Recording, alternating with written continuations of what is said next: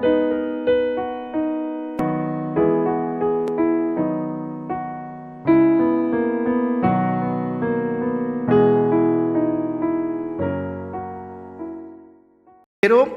hablar acerca de un tema que lo empecé a estudiar hace algunas semanas y me ha parecido muy interesante. Y si usted está tomando notas, yo le invito a que titule este mensaje El cristiano y la ley. ¿De acuerdo? El cristiano y la ley. Pero no me refiero a la ley en términos políticos. De hecho, hemos tenido la oportunidad, nuestro pastor ha hablado mucho acerca de este tema y creo que ha sido muy claro que nosotros tenemos que someternos primero a la palabra de Dios, pero también a los gobiernos que estén sobre nosotros, siempre para glorificar el nombre de nuestro Dios. No quiero hablar de esta ley, quiero hablar acerca de la ley, de lo que entendemos por ley en el Antiguo Testamento. ¿Y por qué quiero tomar este tema? Porque muchas veces nosotros vemos cómo el Antiguo Testamento en medio de la iglesia cristiana es muy ignorado. De hecho, si ha tenido la oportunidad de hablar conmigo en los últimos meses, sabrá que este ha sido un tema que siempre ha estado incomodando mi corazón, porque muchas veces decimos, claro, leemos Romanos, leemos Gálatas, somos bendecidos por los evangelios, pero cuando leemos Levítico, ¿alguien sabía que hay un libro que se llama Levítico en la Biblia, no es cierto? ¿Qué tal Abdías? Habacuc. Algunos están diciendo, pero busquen el índice de mi Biblia porque muchas veces desconocemos esos libros, pero son muy importantes para nuestra vida. Pero no podemos tampoco, por el hecho de que son importantes, aferrarnos a todo lo que dicen, porque ¿cuántos entonces hemos pecado por comer cerdo, por ejemplo? ¿No se ha hecho alguna vez esa pregunta? ¿Será que si nosotros utilizamos un vestido con mezcla de telas estamos pecando? Porque hay una ley que dice eso en el Antiguo Testamento. Y quiero traer este tema a colación porque vemos que toda la Escritura es inspirada por Dios, pero debemos saber cómo interpretarla. Así que vamos a empezar este tema acerca de la ley y el cristiano para poder dar apertura a un tema muchísimo más amplio que vamos a ir resolviendo en las próximas semanas. Ahora, uno de los episodios históricos de la historia moderna humana que hay muchos que son desconcertantes es el de la Revolución Francesa. Este acontecimiento sucedió a finales del siglo XVIII y no deja de ser desconcertante. ¿Por qué? Porque tratando de destruir un antiguo sistema, el de los reyes absolutos, se impone el republicanismo, pero en muy alto precio. Es decir, se derramó muchísima sangre. Un ejemplo de esto es el de Madame Roland. Ella que fue guillotinada durante este periodo, cuando subió para que fuera allí asesinada en medio del terror de la Revolución Francesa, miró a la estatua de una libertad que había cerca de ella y dijo: «Oh libertad, ¿qué crímenes son cometidos en tu nombre?». Ahora, nosotros sabemos que la Escritura llama a los cristianos a libertad. Pero el apóstol Pablo también llama a que tengamos cuidado porque la libertad no da opción ¿para qué? Para pecar. No es un libertinaje, por tanto, nos hacemos una pregunta. ¿Y cuál es? ¿Está el cristiano sometido a una ley? Claro, cuando nosotros leemos el Antiguo Testamento nos damos cuenta que la nación de Israel estaba sometida a una ley. Pero podemos preguntarnos nosotros, ¿están los cristianos en el tiempo después de Cristo, de la fundación de la iglesia, sometidos a una ley? Claro, esta pregunta ha tenido varias respuestas. Y algunos han dicho, sí, efectivamente está sometido a la ley del Antiguo Testamento, y es lo que nosotros vemos que Pablo trata de resolver, sobre todo en la epístola a los Gálatas, cuando los Gálatas tratan de someterse a las leyes del Antiguo Testamento. De hecho, hay una secta hoy día, no sé si ustedes la conocen, que de hecho sacó una supuesta versión de la Biblia en la que todo se apunta hacia el Antiguo Testamento, a tal punto que afirman que Jesucristo no es Dios, sino solamente un hombre. Pero también está el otro extremo, es decir, el cristiano no está sometido a ninguna ley. Y de estos también hay muchas sectas. Por ejemplo, esta secta que estuvo de moda hace algunos años, Creciendo en Gracia o en Desgracia, para ser más precisos, en donde se llevaba esta cuestión de que el cristiano no tiene ley a extremos terribles. Entonces le decían a las personas, usted puede pecar con toda confianza porque ya no está bajo la ley, está bajo la gracia, que es lo que Pablo dice en Romanos 6:14. Entonces, viendo estos extremos, nosotros tenemos que preguntarnos cuál es la relación entre el cristiano y la ley. ¿Cuál es la relación entre el creyente en Cristo hoy día, después de la primera venida de nuestro Señor, y estos 39 libros que nosotros conocemos como el Antiguo Testamento? Ahora, para responder a esta gran pregunta, vamos a responder primero 4 preguntas, que van a ser, digámoslo así, las 4 secciones de nuestro mensaje. Y la primera pregunta que quiero que respondamos es, ¿qué se entiende por ley? Porque creo que aquí hay muchísima confusión, entonces empecemos a desarrollar este tema. Ahora, ya de entrada nos encontramos con un problema grande. ¿Por qué? Porque es que la palabra ley en el Antiguo Testamento tiene varios significados. Es decir, cuando usted lee aquí en el Antiguo Testamento qué es ley, podemos verlo de varias maneras. El término hebreo que se suele utilizar para esta palabra ley es Torah, un término muy conocido, que por lo general nosotros decimos es una legislación, un código de leyes, un conjunto de leyes. Pero ¿cuál es el problema? Que esta palabra tiene otro significado incluso más profundo. Algunos eruditos apuntan al hecho de que esta palabra significa apuntar hacia una dirección. Es decir, que cuando hablamos de la Torá, hablamos de la ley, no estamos hablando simplemente de un código, sino estamos hablando de una palabra que apunta en una dirección. Por lo tanto, los hebreos suelen hablar de la Torá no como una ley, sino como una instrucción. Y ya ahí entonces tenemos 2 significados con los que tenemos que ir con cuidado. Ahora, por supuesto, nosotros también lo podemos entender como una legislación, porque en el Antiguo Testamento vemos este término de la ley mosaica o la ley de Moisés, que precisamente se trata de un cuerpo legislativo. Entonces, como nos damos cuenta, es un término grande, es un término amplio. Pero no crean que en el Nuevo Testamento este problema se resuelve. Por el contrario, este problema se amplía. Y tenemos al menos 5 usos de la palabra ley. Por ejemplo, la palabra ley en el Nuevo Testamento, que es la palabra nomos que encontramos allí en el griego, puede significar un principio. Por ejemplo, en Romanos 7:21 Pablo dice lo siguiente: así que, queriendo yo hacer el bien, hallo la ley o la norma o el principio de que el mal está presente en mí. No se está refiriendo al Antiguo Testamento, sino simplemente a un principio que lo está rigiendo. Pero un segundo significado es el sistema legal mosaico. Por ejemplo, Romanos 2, del 12 al 20, apunta lo siguiente, esto a modo de resumen, lo que dice el versículo 20, pues todos los que han pecado sin la ley también perecen, y todos los que han pecado bajo la ley, por la ley serán juzgados. Es decir, un sistema legal. Pero también significa el Pentateuco. Por ejemplo, Romanos 3:21. Pero ahora, aparte de la ley, la justicia de Dios ha sido manifestada, atestiguada por la ley y los profetas. Allí Pablo está poniendo la ley, es decir, el Pentateuco, los 5 libros de Moisés y el resto de los libros del Antiguo Testamento. Entonces esta palabra ley también puede significar Pentateuco. Una cuarta definición, escritura, es decir, todo lo que se conocía como el Antiguo Testamento. Romanos 3:19, así bien, sabemos que cuanto dice la ley, es decir, todo lo que dice el Antiguo Testamento, lo dice a los que están bajo la ley, para que toda boca se calle y todo el mundo sea hecho responsable ante Dios. Pero nos queda una quinta también, y esta es muy interesante, que la palabra ley también significa un sistema de fe cristiano.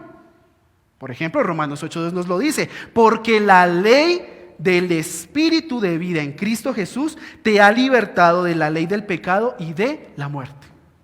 Entonces, lo que nos damos cuenta es que, ¿qué entendemos por ley? Bueno, muchísimas cosas. Pero dentro de estas 5 definiciones que les acabo de dar, un principio general, el sistema legal mosaico, el Pentateuco, la escritura y el sistema de fe cristiano, nos vamos a enfocar en 2 de estos significados. Especialmente en el segundo, es decir, en el sistema mosaico, y en el cuarto como escritura. Es decir, que de aquí en adelante, cuando hablemos de ley, nos vamos a estar refiriendo o bien al sistema legal de Moisés, lo que nosotros conocemos como la ley de Moisés, o como la escritura, es decir, el Antiguo Testamento. Ahora, ¿dónde está el problema real? El problema en esto es que muchas veces cuando interpretamos esta palabra en el Nuevo Testamento, hacemos confusión de estos términos. Es decir, donde deberíamos leer una de estas definiciones, leemos otra. Y las interpretaciones pueden ser bastante complicadas. Pero para enfocarnos mejor, como les digo, nos vamos a centrar en estas 2 definiciones.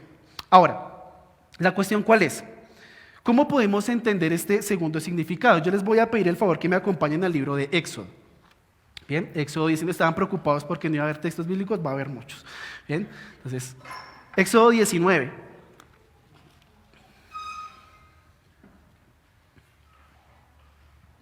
Y aquí vamos a ver exactamente cómo funciona esta segunda definición, es decir, el sistema de ley bajo Moisés o la ley de Moisés. Este texto me parece a mí muy especial porque es la fundación política de la nación de Israel como teocracia. Y voy a leer los versículos del 1 al 8. Acompáñeme por favor en la lectura de Éxodo 19.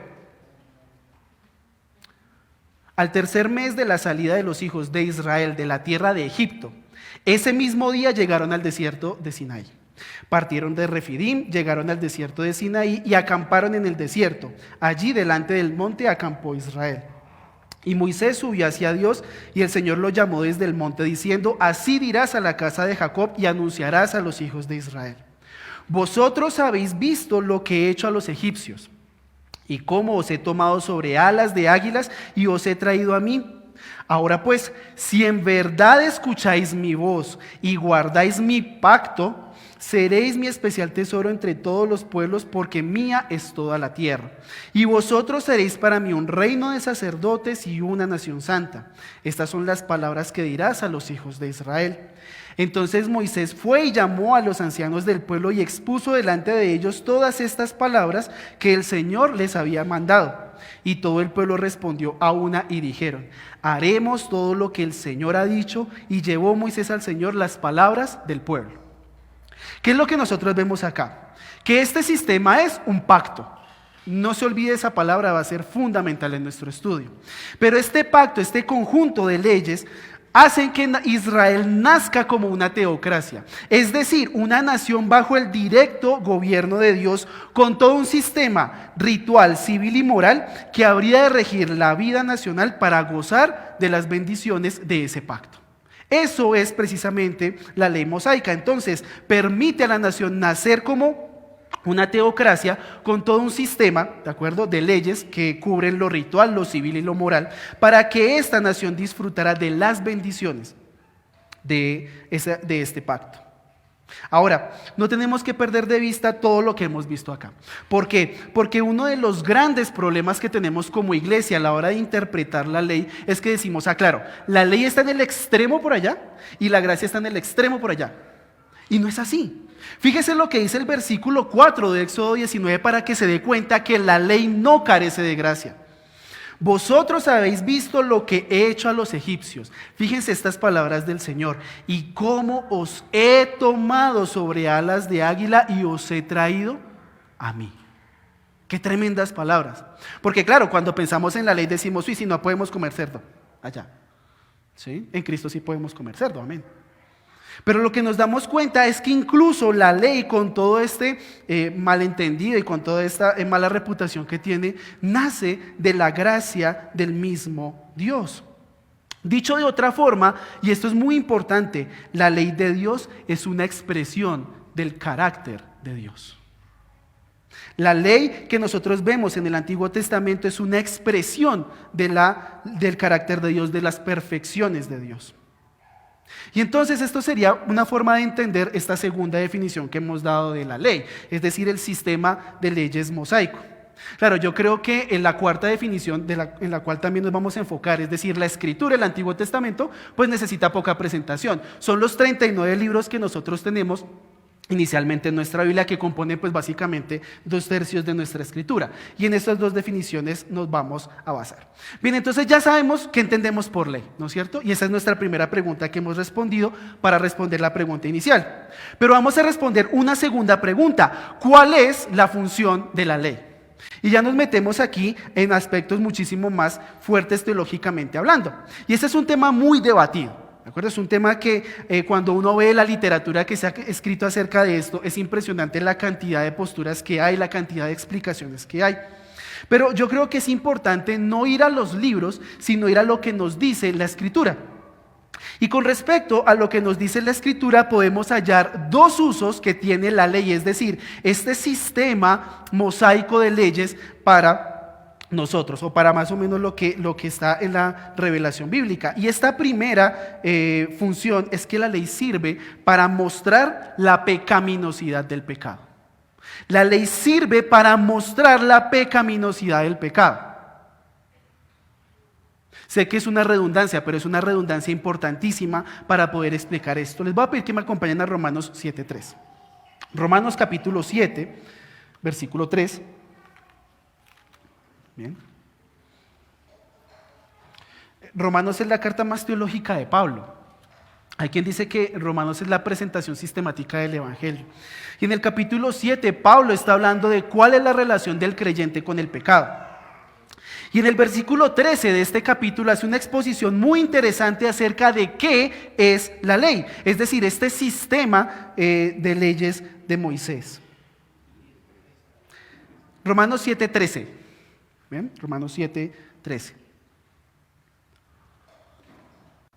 Dice así la palabra del Señor.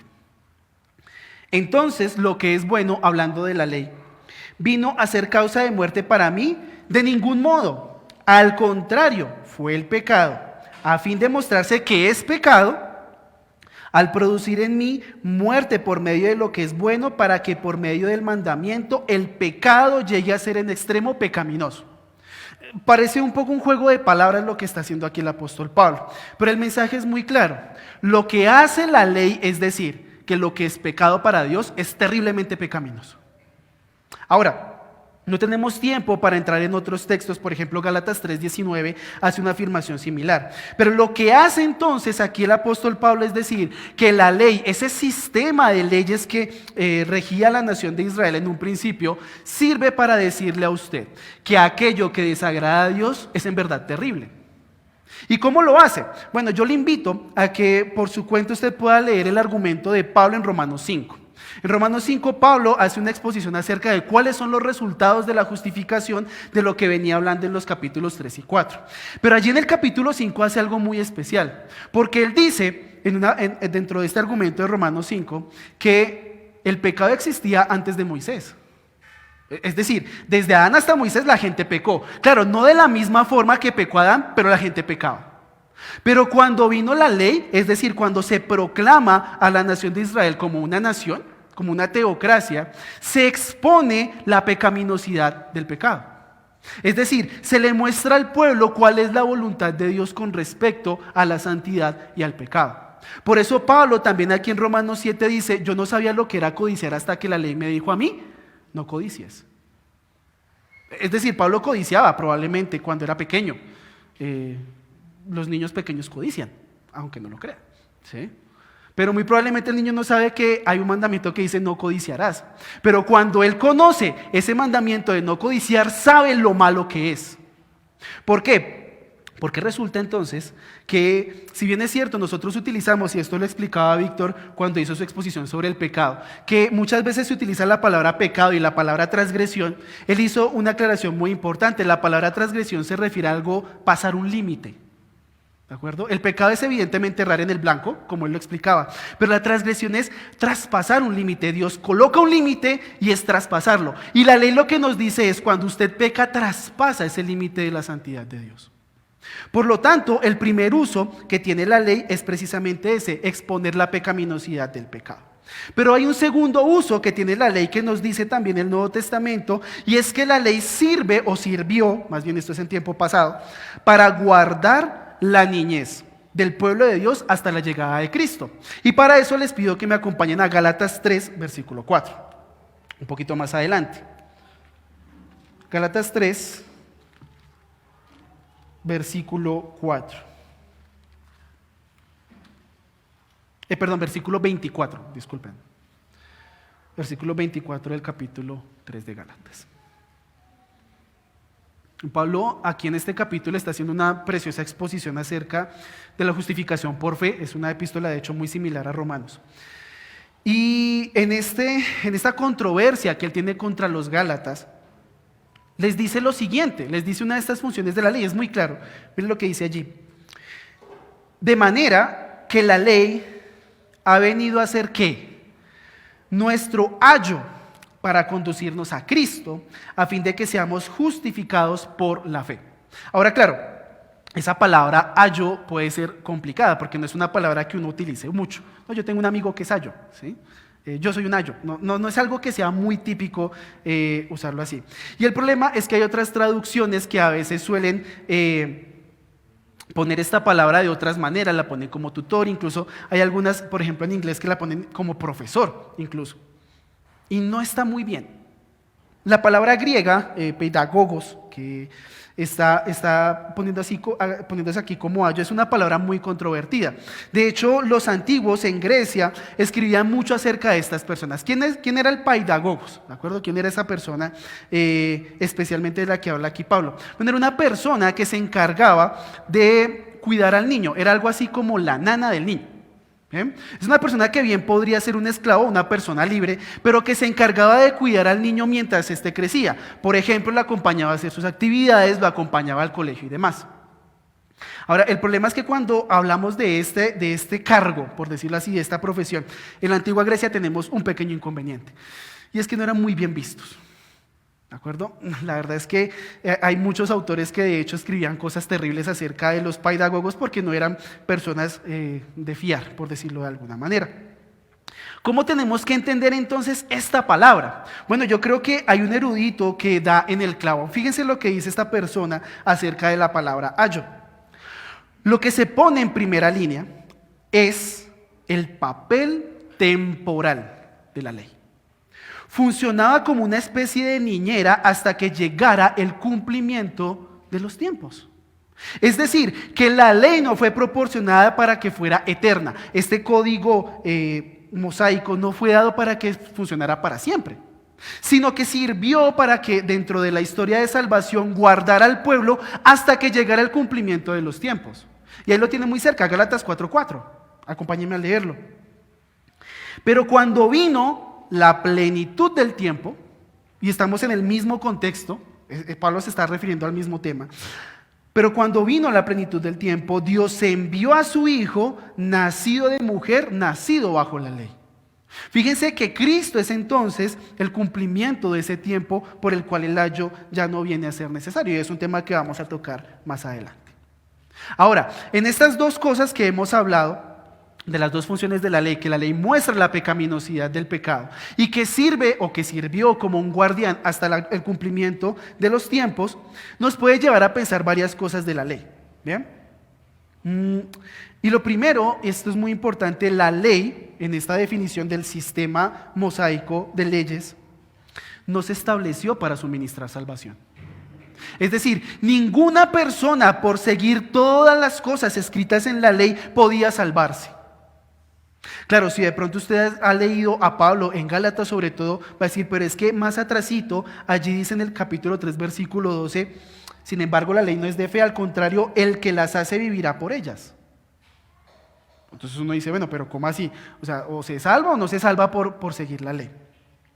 Bueno, lo que nosotros vemos entonces es que en ningún momento los autores del Nuevo Testamento dicen que la ley sirve para salvarse.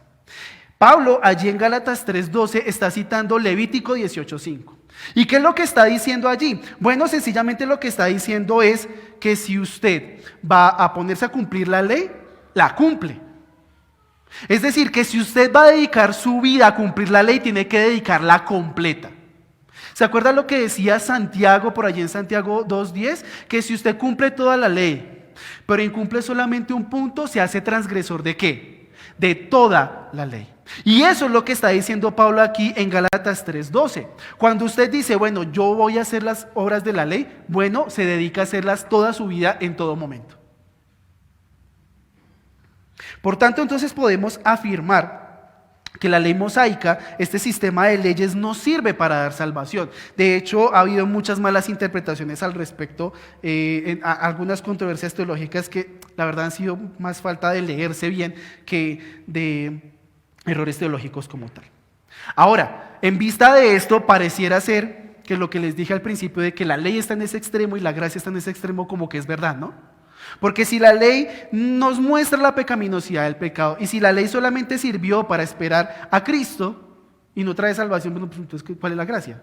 Eso no es bueno, ¿no es cierto? La ley no puede ser buena, pero el apóstol Pablo nos dice que la ley es santa, que el mandamiento es santo, justo y bueno, Romanos 7:12. Por tanto, algo que también podemos afirmar de todo esto es que si bien es cierto, la ley no da salvación, la ley es buena, la ley es santa. El mandamiento es bueno y es justo. Recordemos que incluso este sistema de leyes refleja el carácter de Dios, las perfecciones de Dios. Ahora usted se preguntará, ¿qué hace la ley? Bueno, la ley condena. Acompáñame a leer Gálatas 3, versículos 10 al 12. Porque todos, ¿quiénes? Todos los que son de las obras de la ley están bajo ¿qué? Bajo maldición. Por eso escrito está: maldito todo el que no permanece en todas las cosas escritas en el libro de la ley para hacerlas. De hecho, aquí Pablo, cuando cita Deuteronomio 27, está haciendo una exageración. Él añade unas palabras a Deuteronomio, habla acerca de todas las cosas, permanecer siempre en las cosas escritas para hacerlas. Versículo 11, y que nadie es justificado ante Dios por la ley es evidente. ¿Por qué qué? Porque el justo por la fe vivirá. Sin embargo, la ley no es de fe, al contrario, el que las hace vivirá por ellas. Y eso es lo que hace la ley. La ley lo que hace es mostrar a cada ser humano por qué se va a condenar. Eso es lo que hace la ley. Y ya entonces hemos respondido a nuestra segunda pregunta, ¿sí? ¿Cuál es la función de la ley? Pero vamos a seguir armando nuestro caso. ¿Cuál es la relación entre el cristiano y la ley? Vamos a verlo, a empezarlo ya a desarrollar en esta tercera pregunta. ¿Cómo cambió Cristo la validez de la ley? Porque es que ya nos hemos dado cuenta en lo que hemos visto hasta el momento que la venida de Cristo, su primera venida, hizo un cambio en la historia de la salvación. La pregunta es saber qué cambio hizo. Bueno, ya hemos establecido varias cosas, que la palabra ley puede tener varios significados, que la ley tiene dos fines, ninguno de los cuales es otorgar salvación, por el contrario muestra la pecaminosidad y lo que hace es mostrar la condenación. Pero esta ley es buena porque proviene de Dios. Pero Jesús hizo una declaración audaz. Mateo 5, 17, 18. Les pido que me acompañen allí. Mateo 5, versículos 17 y 18.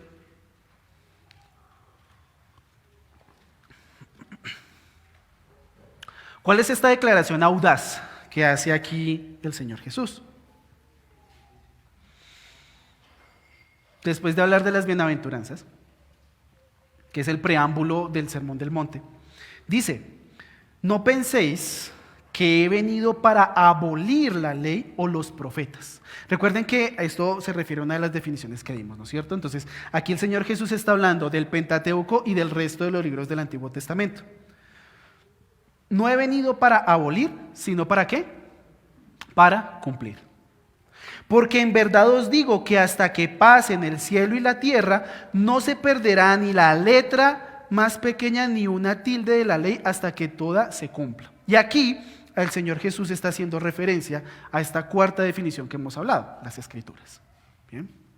Cristo entonces es el cumplimiento de las Escrituras del Antiguo Testamento. Todo lo que decía el Antiguo Testamento se cumple en él. Toda la esperanza del pueblo de Dios en el Antiguo Testamento estaba apuntando a una persona. ¿A quién estaba apuntando? A Cristo.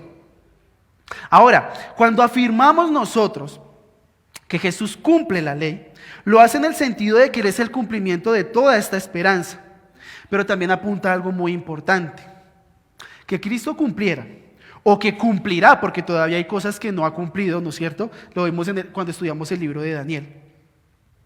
Supone también que Él es el punto y final de este aspecto temporal de la ley mosaica, es decir, de nuestra segunda definición. Y lo voy a volver a repetir.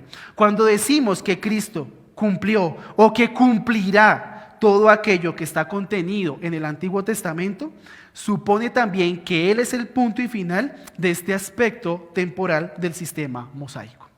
Y a esto es a lo que se refiere Pablo en Romanos 10:4, cuando Pablo dice que Cristo es el fin de la ley para todo aquel que está en Cristo. Claro, de nuevo tenemos el problema con las palabras. ¿Qué significa la palabra fin en Romanos 10:4? Pues ese griego telos puede significar la terminación de algo o el propósito de algo. Y yo creo que Pablo tenía en mente ambos conceptos. El propósito de la ley era apuntar a Cristo. Usted no puede alcanzar la salvación por seguir un sistema, usted tiene que tener fe en la promesa de la simiente. Pero al mismo tiempo Cristo es el punto y final de ese sistema mosaico. Ahora, ya sabemos entonces que Cristo ha traído este punto y final, es este punto de viraje en la historia de la salvación. Por lo tanto, ahora sí podemos responder cuál es la relación entre el cristiano y la ley. Ya sabemos entonces que la ley tiene un propósito doble, que ese propósito doble no es la salvación, pero que Cristo vino a poner punto y final a ese sistema de la ley. Ahora, como les dije al principio, se han hecho muchísimas propuestas acerca de cómo el cristiano se relaciona con la ley. En los extremos podemos decir que hay herejías, ¿no es cierto? En el extremo en donde tenemos que cumplir la ley a cabalidad, hay una herejía que de hecho nace en el principio de la historia de la iglesia, que es la herejía ebionita. Es una herejía judía en la que se afirmaba que Jesús es un ser humano y que no es Dios. Y en la otra, allí en el extremo de la supuesta gracia, tenemos a los antinomianos, y ahí que toca rechazar todo el Antiguo Testamento, como en su tiempo lo hizo el hereje Marción en el siglo II después de Cristo. Pero ya hemos visto que ninguna de estas dos posturas puede ser correcta. Ahora, ¿quién nos puede ayudar a responder esta pregunta? Creo que el autor de Hebreos lo hace muy bien. Vamos al capítulo 7 de la epístola a los Hebreos. Hebreos 7. Vamos a quedarnos un ratico en Hebreos.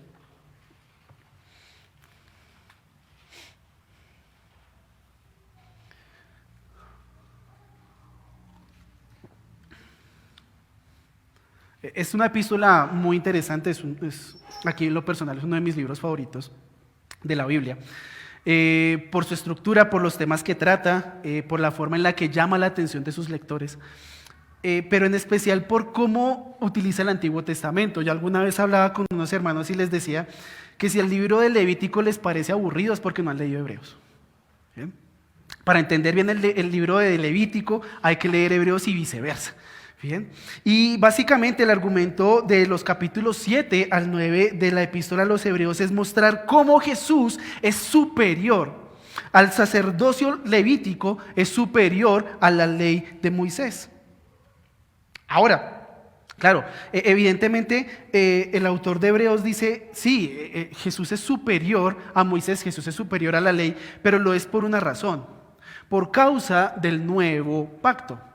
Por eso les decía que la palabra pacto es fundamental y le dije que no lo olvidara cuando hablamos de ella en Éxodo 19, porque en Jeremías, bueno, incluso desde Deuteronomio hasta el libro de Ezequiel se habla de un nuevo pacto. De un nuevo pacto que Dios iba a hacer con su pueblo para generar una nueva nación del pacto, un nuevo pueblo del pacto.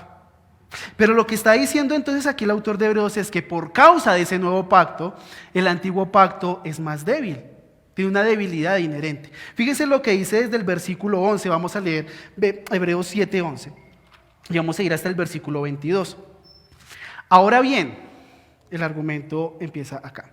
Ahora bien, si la perfección era por medio del sacerdocio levítico, es decir, dentro del sistema de ley mosaico, pues sobre esa base se recibió el pueblo la ley, ¿qué necesidad había de que se levantara otro sacerdote según el orden de Melquisedec y no designado según el orden de Aarón?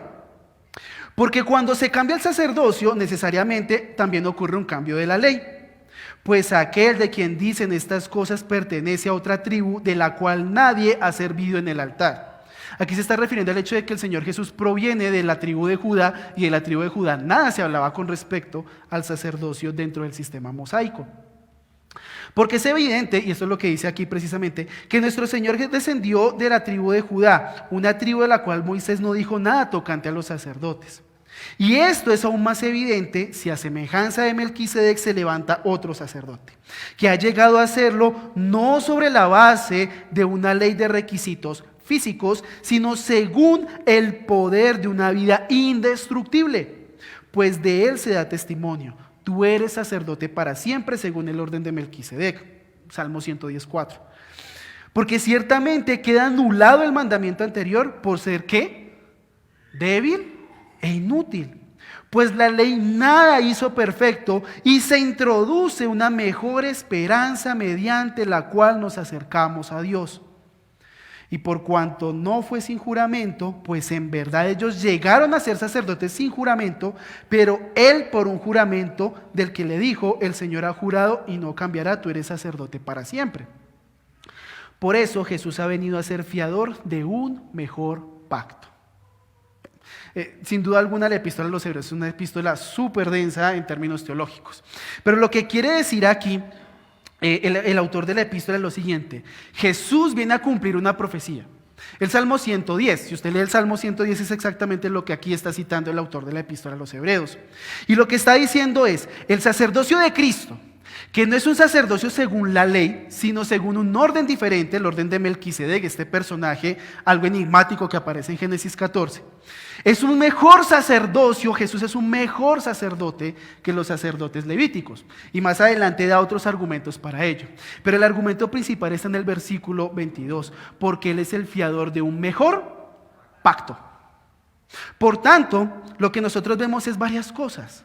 Es que el sistema legal mosaico que aparece sobre todo en el Pentateuco, al cristiano ya no le afecta. ¿Por qué? Porque se ha establecido un mejor pacto, un nuevo pacto, Jeremías 31, versículos 31 en adelante. Pero también entonces nos damos cuenta que el Señor Jesús supera a este sacerdocio, lo sobrepasa. ¿Bien? Es decir, que aquellos que están en Cristo ya no están bajo el pacto mosaico, la ley en esta segunda definición que dimos. Esto es lo que Pablo quiere decir en Romanos 6:14, porque vosotros ya no estáis bajo la ley, sino bajo la gracia. Por lo tanto, ¿qué podemos afirmar hasta este momento? Que el cristiano ya no está bajo la ley mosaica. Así que, si hoy comió cerdo, respire tranquilo, no ha pecado. A menos que haya comido de gula, ahí sí pecó. Pero si no ha comido de gula, tranquilo. ¿Bien? Y si alguien pregunta a la morcilla, tranquilo, también puede comerla. Bien. Ahora, ya habiendo respondido a esto, que el cristiano no está supeditado al sistema legal mosaico, y quiero ser muy claro en esto, en esta segunda definición que dimos, surgen entonces dos preguntas más para terminar nuestro estudio de hoy. ¿El cristiano tiene alguna ley? Es una buena pregunta y la hicimos al principio. A esta primera pregunta, de las dos que vamos a hacer, algunos han respondido que efectivamente, como el cristiano ha sido llamado a libertad, pues hay libertad, se lo toman bastante en serio, ¿de acuerdo? Y se olvidan de que nos libró de las cadenas del pecado, como cantamos hace un momento.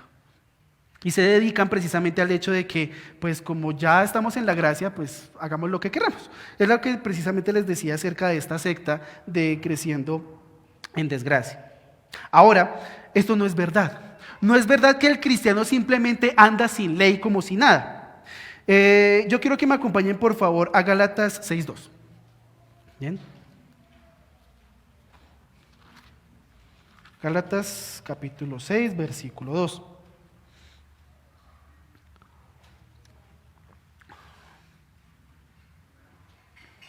Y después vamos a leer 1 Corintios 9, también para que estén ahí listos. Llevad los unos las cargas de los otros. Vamos bien. Y cumplid así, ¿qué? La ley de Cristo. Es decir, que para el creyente sí que hay una ley, y esta ley se le denomina la ley de Cristo. Santiago la denomina la ley de la libertad y demás. Pero entonces lo que vemos es que Pablo nos dice que efectivamente el cristiano sí que está bajo una ley, y es la ley de Cristo.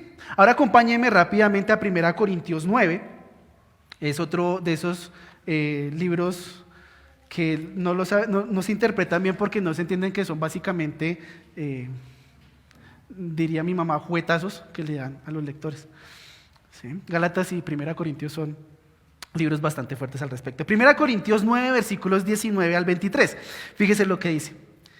Pablo, hablando de su celo evangelizador, está hablando aquí acerca, los versículos anteriores diría, ay de mí si no predico el evangelio. Miren la forma en la que evangeliza Pablo.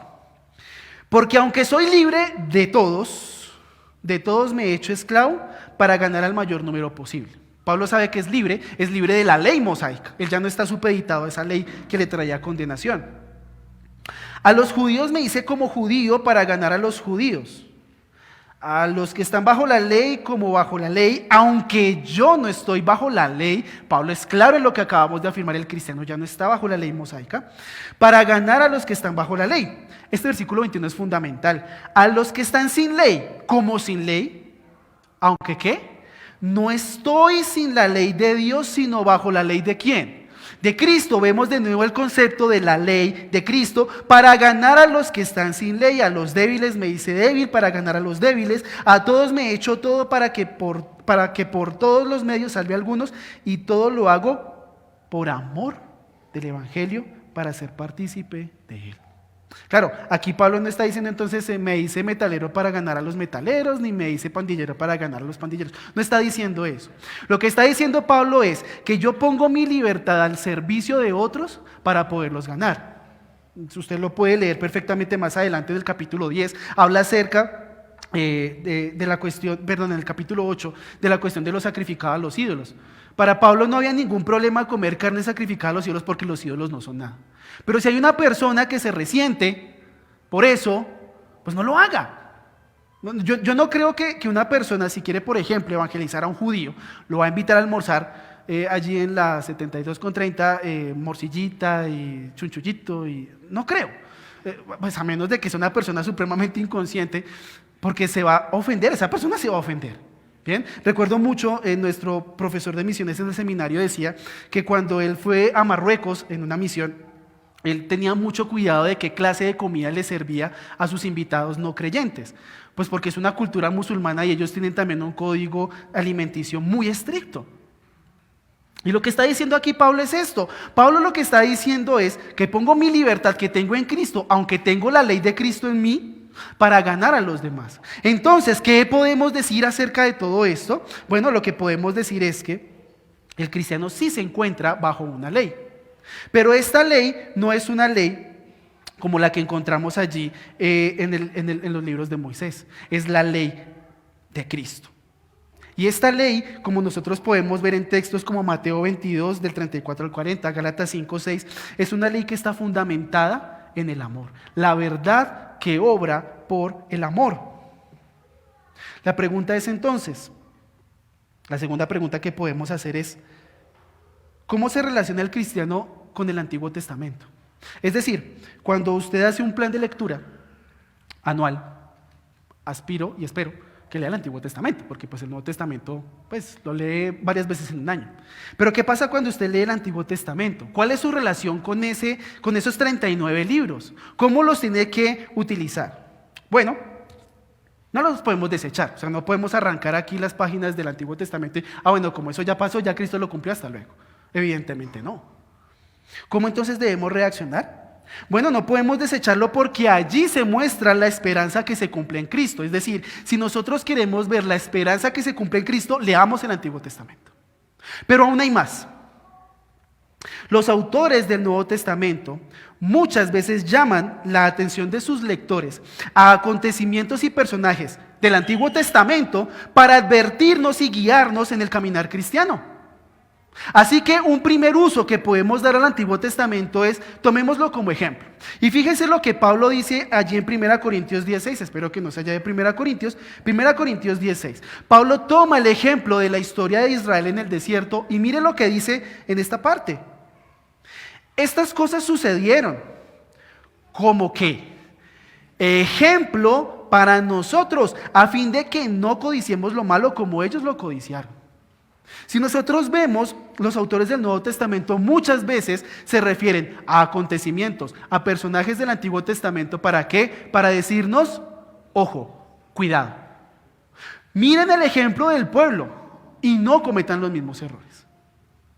Aquí vemos solamente un ejemplo. De hecho, también el autor de la Epístola a los Hebreos lo hace. En el capítulo 3, cuando habla acerca del descanso, del reposo del pueblo de Dios, indica lo que sucedió en el desierto con el pueblo de Israel. Ahora, vamos a irnos a un texto que es muy importante para hablar de esto. 2 Timoteo 3, 16, 17. Y sé que los que estudiamos en el IEX supuestamente ya nos hemos memorizado este texto. Supuestamente. El pastor me mira como... 2 Timoteo 3, versículos 16 y 17. Un texto muy conocido. Un texto que utilizamos para hablar acerca de la inspiración plenaria de la Escritura. La Escritura no es una imaginación de hombres, es la palabra de Dios transmitida a nosotros por medio de agentes humanos. Y dice Pablo, toda Escritura es inspirada por Dios. Y quiero parar acá. Cuando Pablo le está escribiendo a Timoteo, sabemos que no todo el Nuevo Testamento estaba terminado. Es más, es muy probable que aquí Pablo en primera instancia se estuviera refiriendo al Antiguo Testamento. Y la primera característica que Pablo da entonces del Antiguo Testamento es que es una palabra inspirada por Dios. Y eso ya solamente nos obliga a leerla y a meditar en ella. Pero nos da otras características también del Antiguo Testamento. Es inspirada por Dios y útil para enseñar, para reprender, para corregir, para instruir en justicia, a fin de que el hombre de Dios sea ¿qué? Perfecto, maduro, equipado para toda buena obra. Por lo tanto, si usted se pregunta, ¿para qué me sirve el Nuevo Testamento? Mire, le sirve para enseñar, para reprender, para corregir, para instruir en justicia, para que usted sea una persona madura, equipado para toda buena obra. Muy buena, ¿no es cierto? Pero aún hay más. Hay más aún acerca de esa relación que el creyente tiene con el Antiguo Testamento. Antes yo había mencionado que la ley mosaica, ¿de acuerdo? Este conjunto de leyes, e incluso podríamos extenderlo a todo el Antiguo Testamento, son un reflejo, son una expresión del carácter de Dios. Y resulta interesante ver cómo ciertas cosas de estos mandamientos, y ya sabe a qué me estoy refiriendo, Éxodo 20, se vienen a reflejar en el Nuevo Testamento. ¿Por qué hay cosas de estos mandamientos del Antiguo Testamento que se reflejan en el Nuevo Testamento? Bueno, porque la ley de Cristo buscó incluir ciertos aspectos de esa ley. No es que podamos hacer esta división que se suele hacer en ciertos círculos de que existen tres tipos de leyes mosaicas, ¿no? La ley moral, la ley civil y la ley ritual. Son tres, ¿no es cierto? Y entonces la ley de Cristo lo que hace es abolir la civil y la ritual y nos quedamos solamente con la moral. No, eso no sucede. La ley es una sola, que incluye estos tres aspectos, por supuesto. Pero lo que hace la ley de Cristo es tomar varios de esos aspectos, sobre todo el aspecto moral de esa ley, porque son el reflejo del carácter de Dios y muestran la universalidad de la santidad y el problema universal del pecado.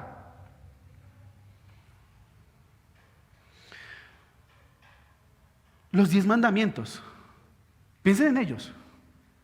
Sé que a veces es difícil memorizarlos, pero si usted se pone a pensar, los 10 mandamientos de una u otra manera se reflejan en el Nuevo Testamento.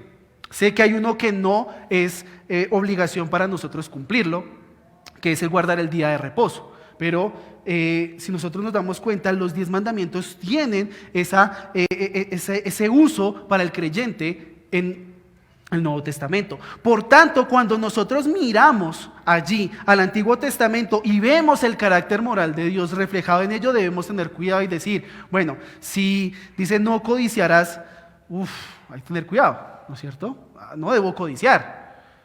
Claro, de nuevo, puedo utilizar una prenda que tenga una mezcla de telas, ¿no es cierto? O si soy agricultor, yo puedo mezclar con diferentes semillas o puedo cocinar el cabrito en la leche de la madre. No hay mucho problema con eso.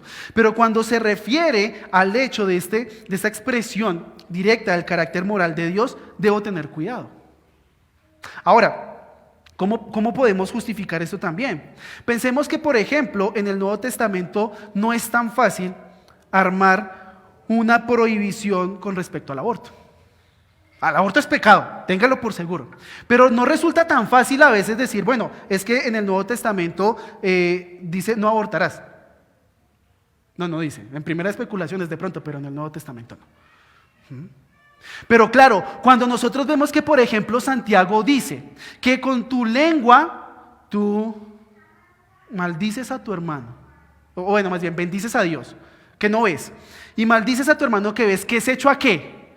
A la imagen de Dios. Esto no es una idea de Santiago, esto es una idea de Génesis. De hecho, Roy en algún momento nos explicó algo acerca de esto en nuestro estudio de Génesis.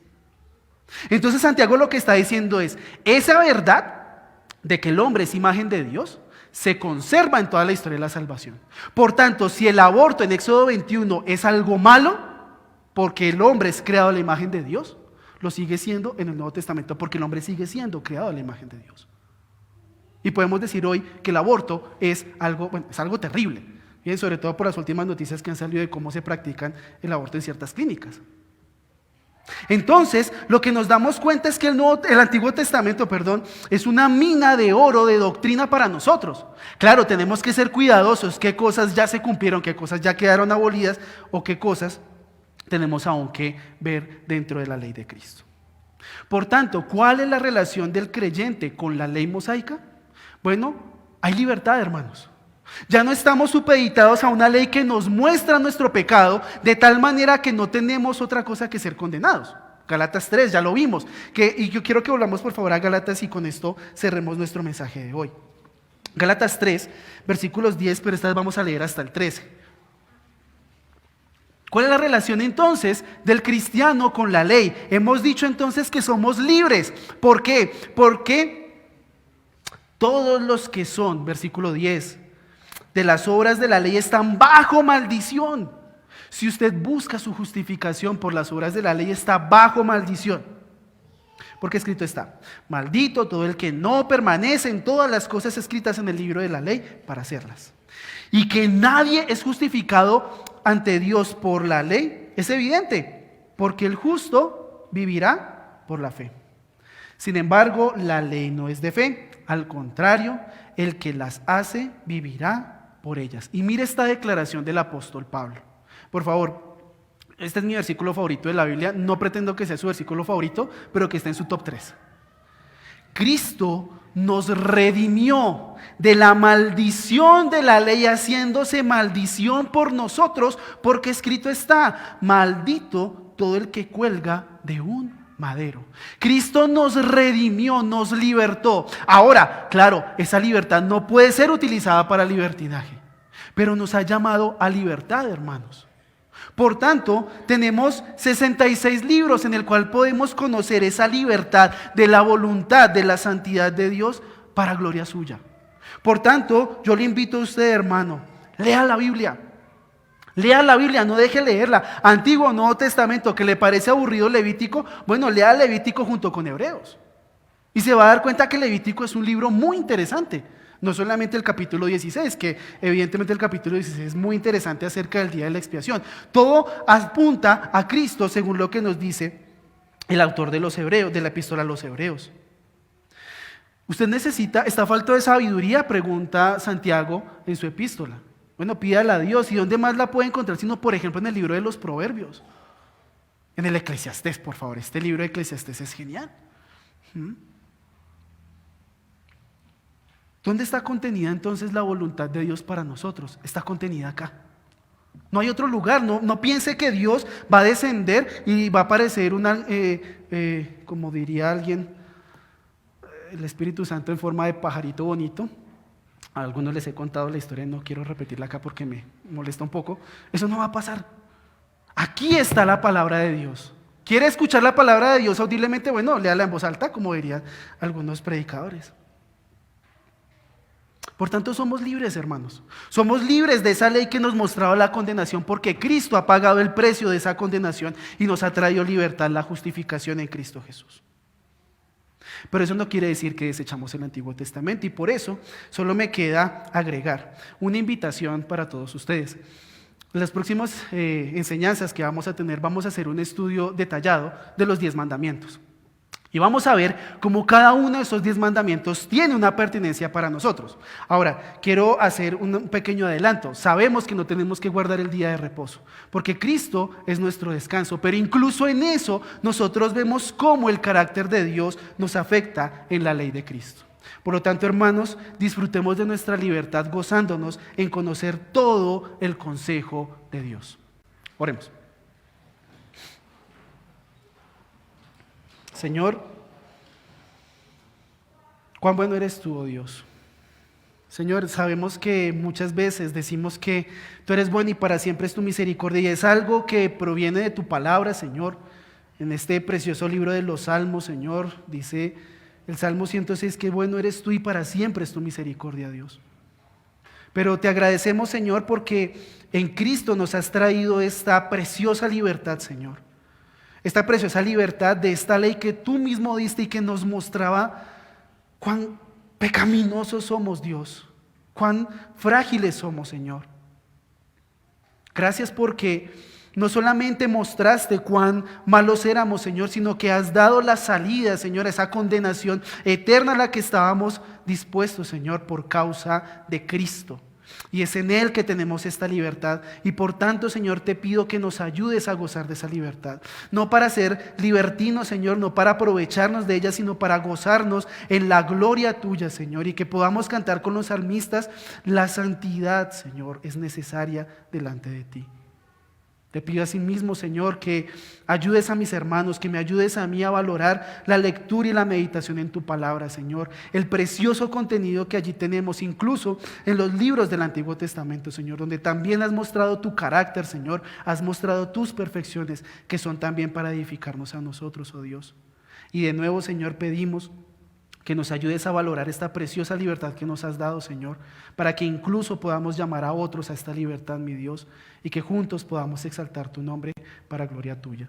En Cristo Jesús te damos gracias. Amén.